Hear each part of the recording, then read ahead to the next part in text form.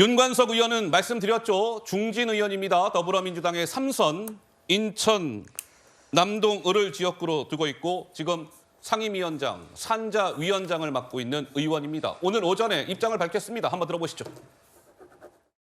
명백한 정치 탄압이고 국면 전환형 기획 수사 무리한 사실관계 저는 맞지 않고요. 검찰에서 이제 그 돈봉투 만들었다고 이제 뭐 보는 것 같은데 전당대회 아예 다 사실과 다르다는 거죠.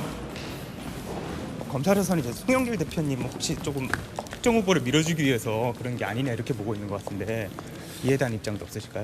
전당대회 2년 전에 발생한 거를 이제 와서 아무런 근거 없이 수사하는 것은 야당 탄압이고 국면 전환력 기획 수사에 불과합니다.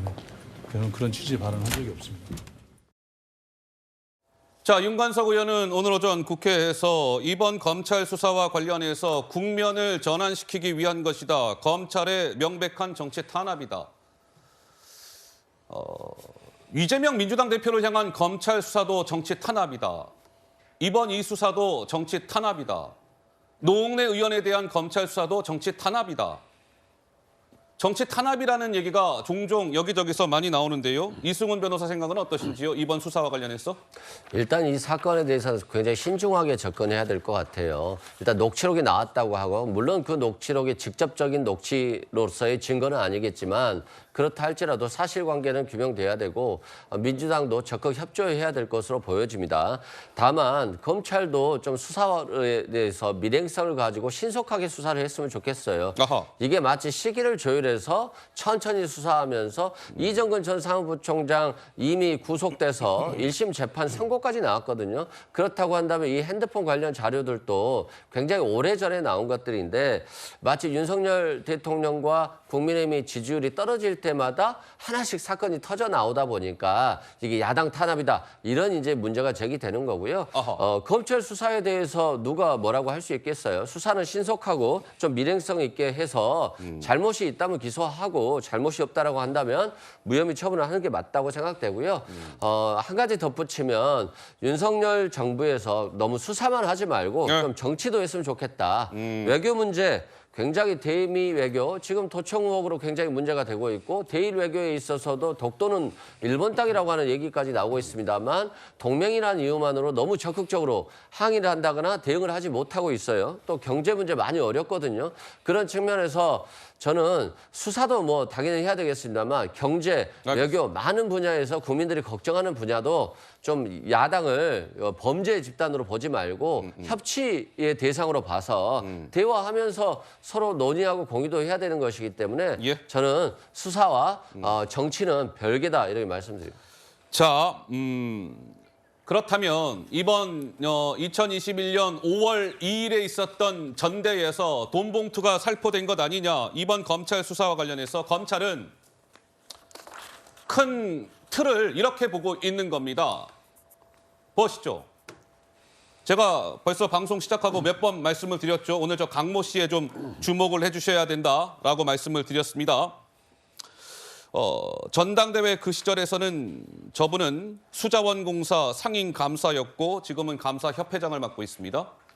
이 강모 씨가 이정근 사무부총장한테 6천만 원을 줬고 그 돈을 받은 이정근 부총장이 윤관석 의원에게 6천만 원을 전달했다. 그러면 윤 의원은 그 돈을 받아서 300만 원이 든 돈봉투를 두 차례에 걸쳐 민주당 현역 의원 10명한테 줬다. 300만 원 돈봉투 두 차례니까 이거 6천만 원 딱 떨어지지 않습니까? 현역 의원 10명. 그러면 구자홍 차장님, 이것이 검찰이 지금 저렇게까지 보고 있는 것은 이정근이라는 사람과 강모 씨 간의 전화통화 녹취 파일이라는 걸 근거로 해서 뭔가 이 수사에 들어간 것 같은데 우리 구자홍 차장이 단연간 정치권을 쭉 취재하시면서 보시기에 이 정도의 뭔가 증거랄까 이런 정도의 사실관계가 드러났다라고 한다면 이 의혹을 우리가 어느 정도 수준에서 바라봐야 될까요? 그 지금 자금을 전달한 것으로 알려진 강모 씨의 그 과거 이력을 살펴보면 좀 쉽게 이해가 되실 겁니다. 강모 씨요? 네. 예. 강 씨는 더불어민주당의 조직국장을 지내고 청년국장을 지낸 분입니다.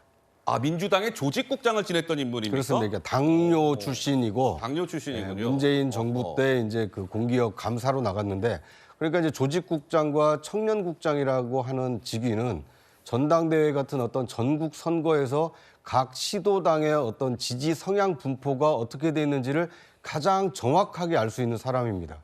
그러니까 누구를 만나서 협조를 요청해야 전당대회에서 당선할 수 있는지 승리할 수 있는지 이런 전국 조직을 잘 알고 있는 분인데 그런데 이분의 당시 신분이 뭐였느냐면 공기업 감사였습니다. 수자원공사 상임감사. 그렇습니다. 그러니까 공기업 감사이기 때문에 특정 정당의 어떤 선거에 직접 개입하기에는 상당히 좀 제약이 많습니다.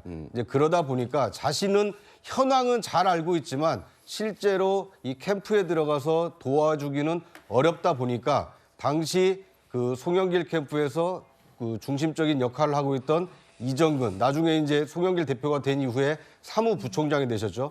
예. 이분에게 정치 자금을 전달하고 이정근 그 사무부총장은 당시 이제 그 이 송영길 대표의 이 최측근이라고 할 수 있는 윤관숙 의원에게 그 자금을 전달해서 예. 다른 의원들에게 전달하도록 함으로써 사실상 송영길 대표의 당선을 도우려고 한 것 아닌가. 그러니까 광의로 보면 이정근 부총장 전에 강모 씨부터 이 송영길 당선을 위해서 이 조직적으로 움직인 거 아니냐. 이런 의구심이 드는 것이고요. 예. 지금 나타나고 있는 것은 이정근 그 부총장의 휴대전화를 통해서 강모 씨로부터 6천만 원을 전달받고 전달받은 6천만 원을 윤관석 의원에게 전달했고 아하. 윤관석 의원이 그걸 두 차례에 걸쳐서 300만 원씩 10명의 민주당 의원에게 전달됐다라는 정황이 예. 어느 정도 확인이 됐기 때문에 지금 검찰이 압수수색에 나섰다. 뭐 이렇게 볼 수 있을 것 같습니다.